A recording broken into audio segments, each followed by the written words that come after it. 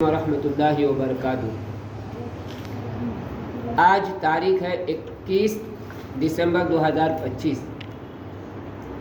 Islamic تاریخ ہے 29 جمادی الاخر سنہ 1447۔ سنیں غور سے۔ آج امید غالب بہت زیادہ امید ہے کہ آج ہماری چاند رات ہے۔ کیا بولو؟ چاند رات ہے، اور کل ایک مہینہ شروع ہونے والا ہے جس کا نام رجب المرجب ہے۔ رجب المرجب کے مہینے میں چاند نظر آنے کے بعد تو دعا پڑھنا ہی ہے۔ کون سی دعا پڑھیں گے؟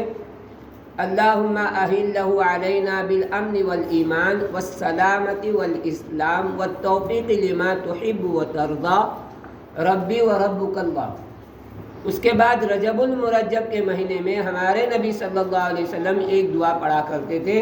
وہ دعا ہے اللہم بارک لنا فی رجب و شعبان وبلغنا رمضان۔ میں اس لیے کہہ رہا ہوں کہ آج چاند رات ہوگی انشاءاللہ، کہ حرم شریف میں جو ہے کل چاند رات تھی۔ مکہ اور مدینہ اور عرب کنٹری میں جو ہے کل چاند رات تھی، اور آج ان کے رجب المرجب کی ایک تاریخ ہے۔ اکثر یہی ہوتا ہے کہ وہاں ایک دن پہلے چاند نظر آتا ہے، دوسرے دن ہمارے یہاں چاند نظر آتا ہے۔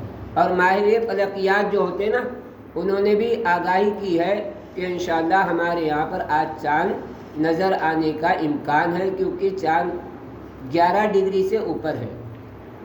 اب وہ جو ڈگریاں جو ہوتی ہیں ماہر فلکیات جانتے ہیں، جو اس طرح کی جو ہے نالج رکھتے ہیں نا، جو تو ان کو پتہ چل جاتا ہے کہ ہمارے یہاں چاند نظر آئے گا۔